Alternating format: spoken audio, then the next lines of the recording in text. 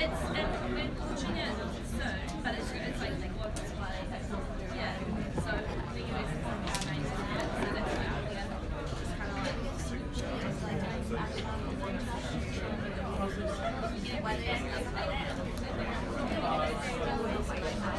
I'm in the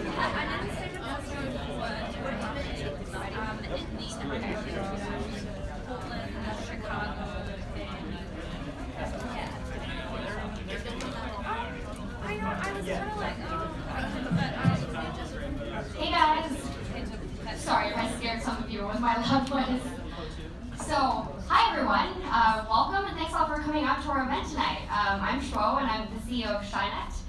Shinect, for those of you who don't know, stands for Share, Inspire, and Connect. And we are a community of 1,000 plus engineers and founders, all really interested in sharing experiences with each other, inspiring each other with new ideas, and obviously connecting with other awesome and like-minded folks.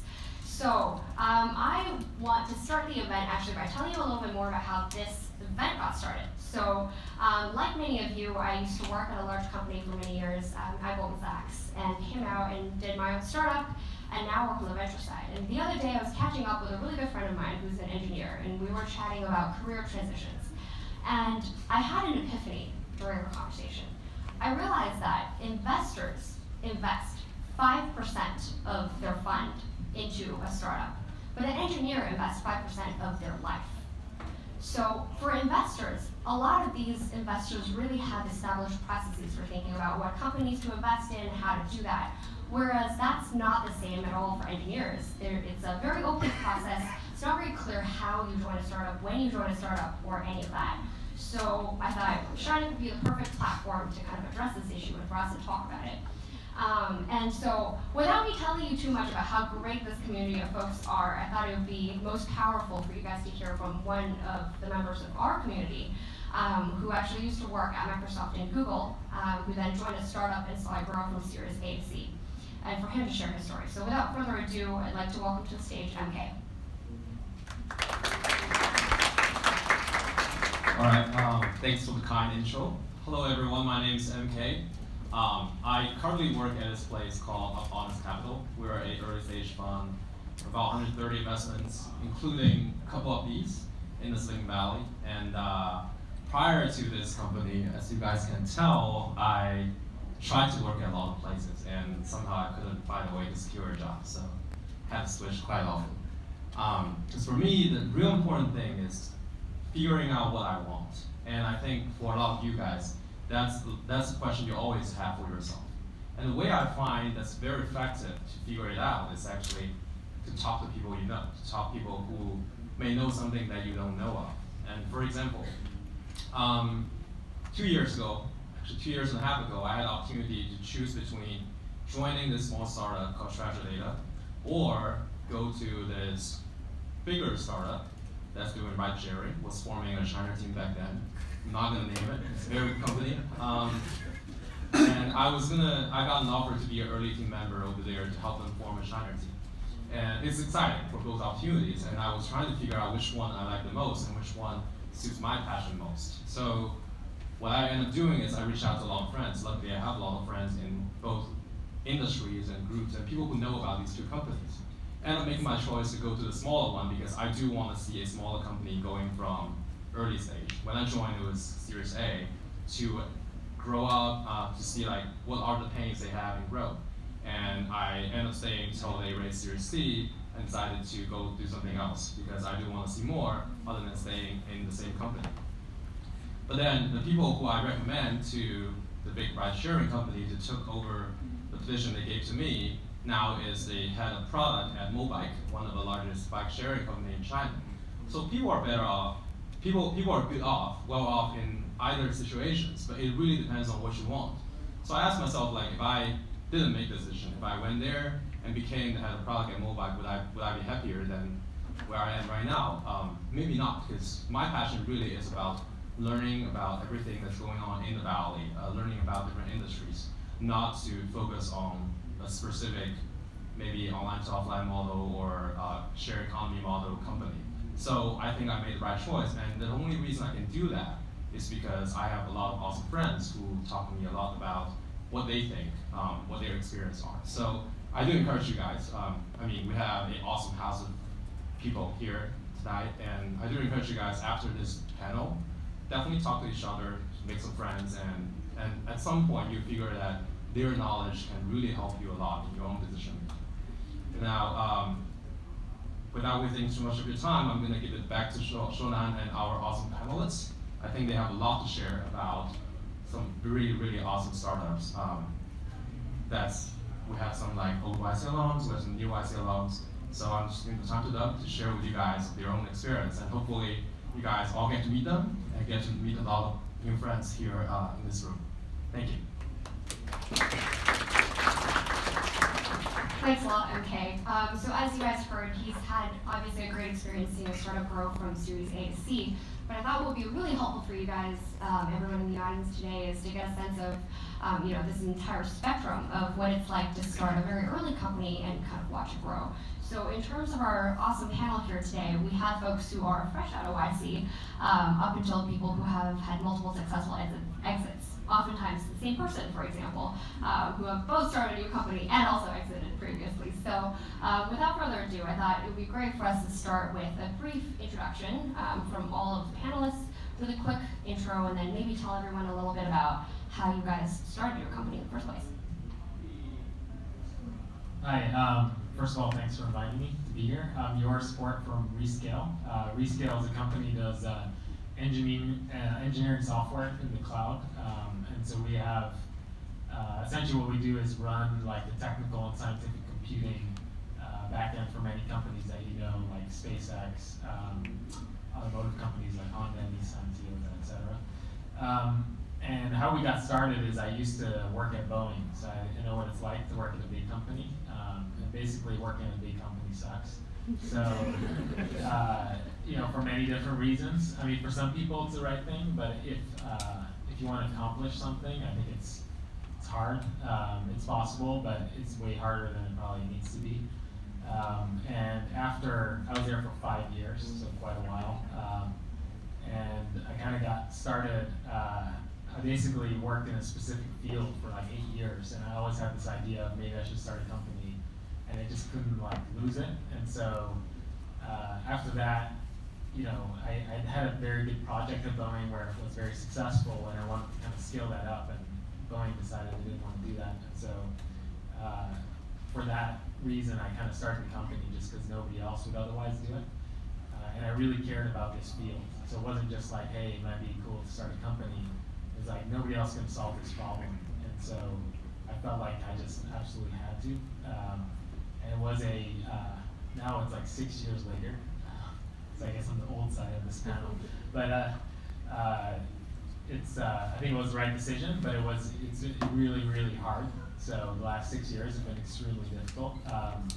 And I wouldn't take that decision lightly. And so I kind of regret that I didn't work at a smaller company before founding a company, because I think a small company and a big company operate completely differently. So I'll share some of those kind of lessons I've learned over time, but I think that's enough from me. So, Hi, I'm Conrad. I'm co-founder and CEO of Rippling. So Rippling's pitch is throw away your new hire checklist. We basically help employers onboard employees and get them set up in sort of all the different places they need to get up and running. And I started the company because I've started one or two companies previously, and this problem of like getting people sort of up and running in all these different places always struck me as sort of a real just kind of pain in the butt. It's one of those things that I think is, for those of you who do go on to start companies, you'll probably notice that there's just like a lot of administrative work around kind of getting set up and getting people up and running in the organization. And so I thought, like, gosh, like this is a pain point that I had. It's one that I feel like I really understand because it annoyed the hell out of me at my previous companies. And so I thought it was something that annoyed the hell out of a lot of other people as well. So that's why I kind of started that. I think So I think the question for the panel is like when to start or join a company. And my take on this is like, I think being a founder is like really, really, really hard. And I've had like obviously like a ton of like some bad experiences myself with this, and so I've bring like a particularly sort of cynical view about this whole thing. But generally, what I would tell people is like, if you can do something other than start a company, like if you can join a company early on, the sort of rewards that you get if the company is successful are like still, they're not as big as starting a company, but they're like still really, really good. I mean, you'll do very, very, very well if you're an early employee at a company that does well. And the personal risks that you take and just the like mental and psychological trauma that you're gonna have to go through and the crap you're gonna have to deal with is so much lower.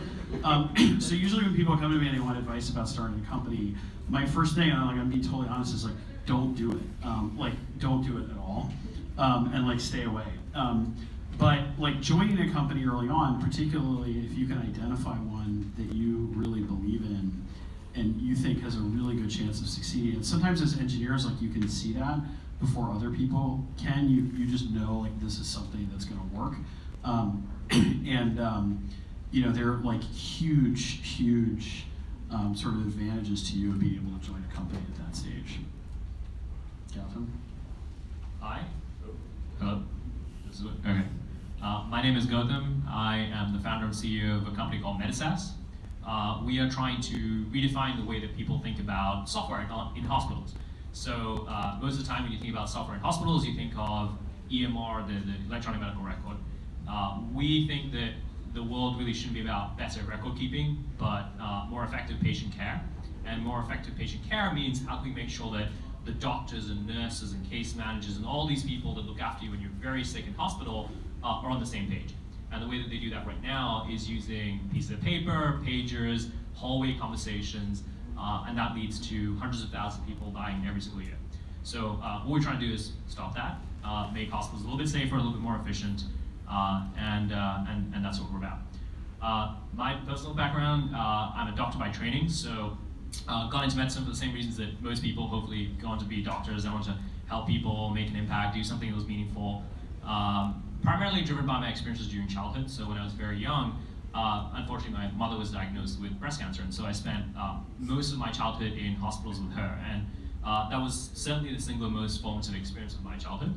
And through that experience I realized, hey, if I could do this for the rest of my life and the rest of my career, I would retire and die a happy person. But I've always enjoyed building things. So I've been programming since I was in my teens. I've been designing since even before then.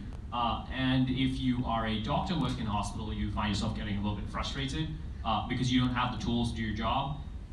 If you can build things and you are a doctor working in a hospital, you find yourself going really crazy because you walk around with an iPhone in one hand and a clump of paper in the other.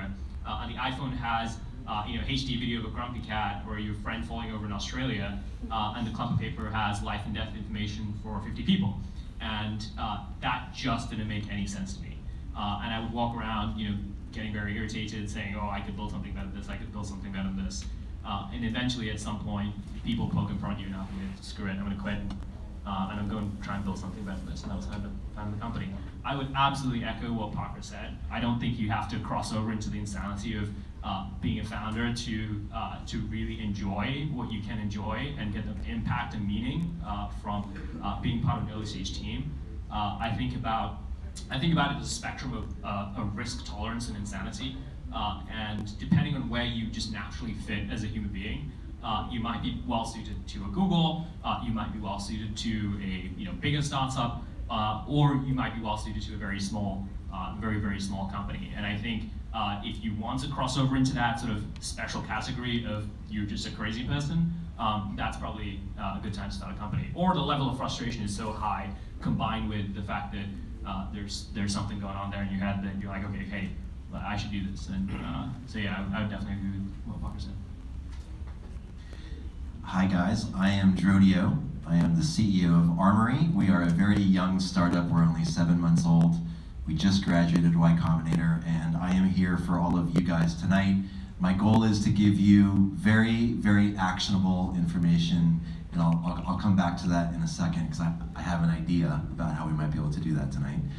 I'll just tell you a bit about me and about Armory. So our mission in life is to make software deployments boring. And when I say that, what I mean is most of you probably work for companies that are software first, that are very good at deploying software. I'm assuming Microsoft and Google. Most companies are not like that. They are terrified of deploying software. It does not go well. They break customer trust. They break SLAs. That causes them to deploy less frequently. The average low-performing company deploys software once every other month, 7 times per year. And that is a bad cycle because then you're deploying more and more features and more can go wrong, and then it does. And so just like Cloudera is enterprise Hadoop, we are commercializing an open source project from Netflix called Spinnaker. Spinnaker is how Netflix wins the internet. They deploy 4,000 times a day, and they recently open sourced Spinnaker. It's an amazing project. If you're passionate about software delivery, as I am, I'd love to talk to you guys more. In terms of actionability, I'm gonna be tweeting out any kind of resources that I mentioned with the hashtag Shinect. I'll also be monitoring that hashtag, so if you have a question for me, but you don't wanna ask it out loud, just tweet it out with that hashtag and I will do my best to weave the answer into what I talk about while I'm up here. So just SHINECT hashtag. And I already did one with a picture of all of you guys so you can find it. Tech savvy founders up here. So thanks a lot for sharing. I think as you guys can definitely tell, the whole startup journey is not simple and straightforward, that you just have an idea, then you just go out and do it. So I thought it would be really interesting to hear from you guys, how you went from yourself and an idea or a passion and something you wanted to do to actually building out the rest of the team, and what your thought process was around that, and kind of what your team looked then and now.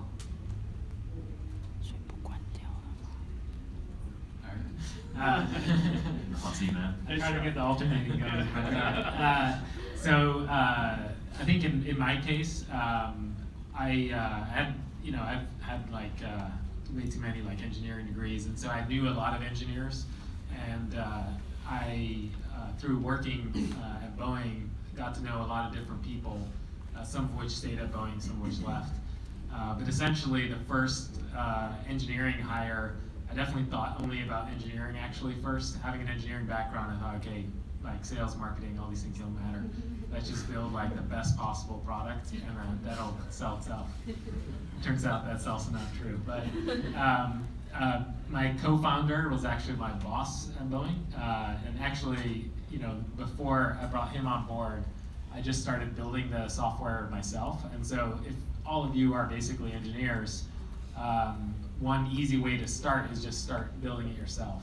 But one of the challenges is, and it's been kind of told by other people as well, it's pretty crazy to start a company. It's really hard to really get it off the ground.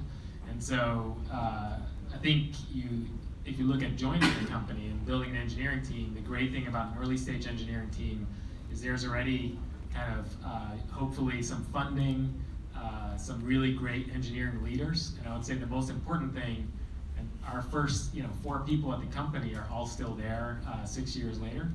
And so that those people are the best possible people.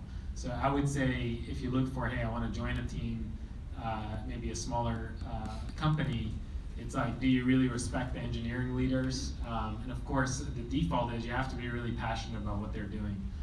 Because the challenge is, it's great if you can pick the Uber, but if you can, you should probably just be an investor and should just do that and make a lot more money doing that.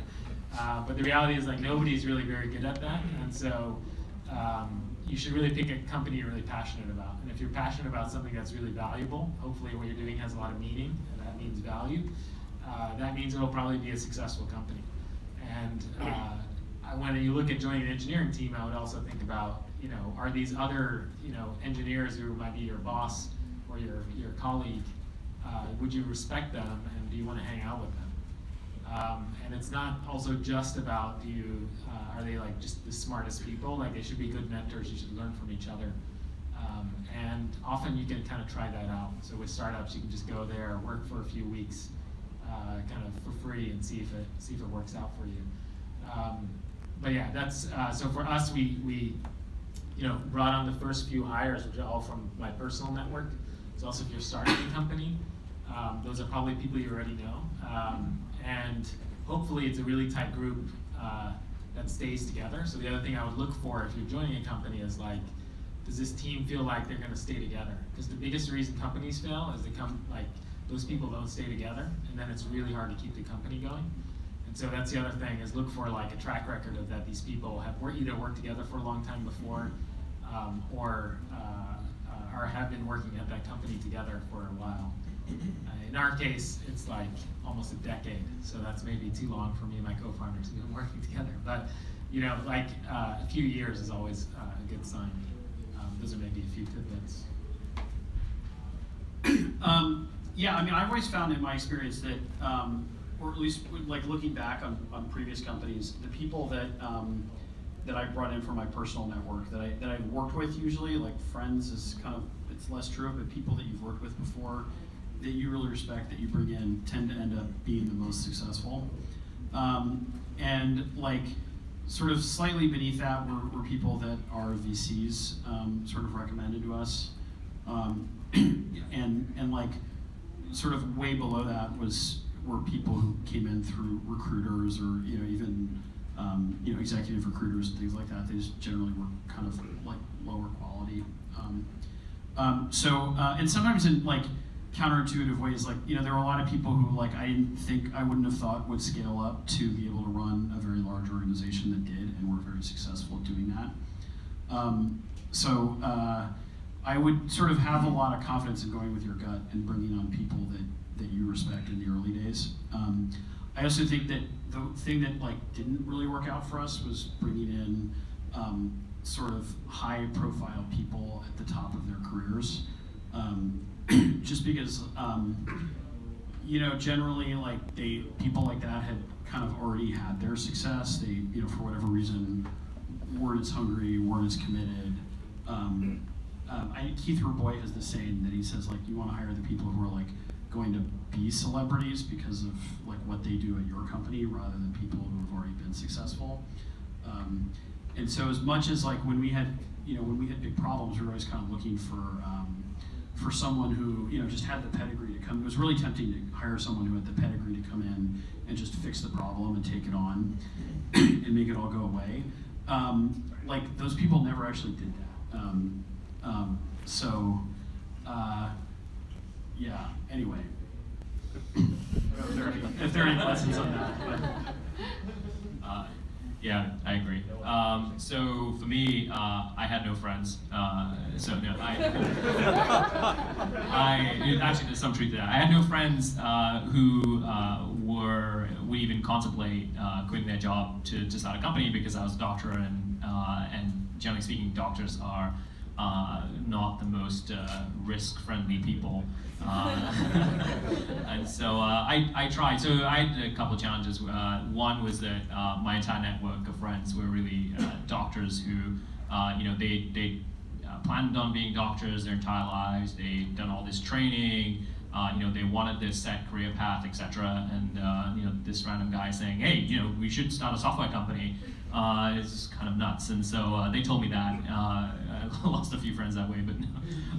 So that was one challenge. The second challenge was that I founded the company in Northern England, and lovely people, great place you should visit, but really the furthest thing you can imagine from Silicon Valley. As an example of that, a friend of mine who I went to med school with told his mother that, Gautam, quit being a doctor, and he's doing a startup now. But obviously, there are lots of problems with startups, etc. And she's like in the middle of doing something else, cooking or something, and he hears startup, she hears problem, and she just assumes, oh, what's wrong with this car? Because like clearly if there's a startup problem, it's going to be a car problem. And so I had a few challenges like that.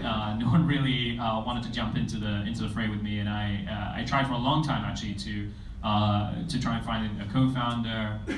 Tried for a long time to find employee number one, and I think it took me probably actually a year and a half to find the first person. And part of it was I was very fussy and like, oh, I want to make sure I find the right person. In the early days, just no one really cared.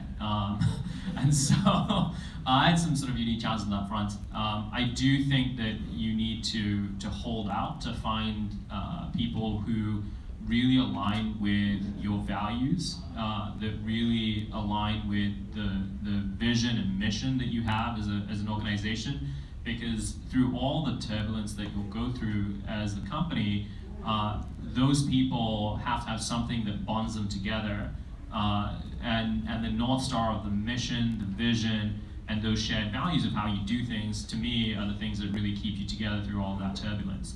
And I always think that you should be absolutely fussy in hiring, because that's the one thing that you absolutely have control over.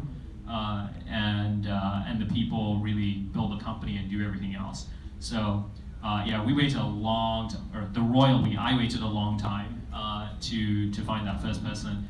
And for me, actually, because I had no one in my immediate network, it was post YC. My roommate during YC actually introduced me to our first engineer and employee, and it was that sort of friend network that sort of made that connection, and that's how we got started.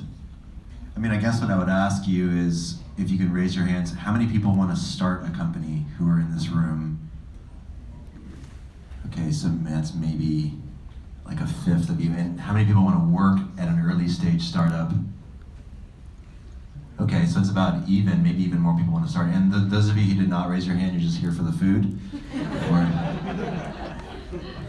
So for those of you that want to start a company, I just tweeted out the best advice that I have on startups. So there's a lot of links in there. Paul Graham's articles are fantastic.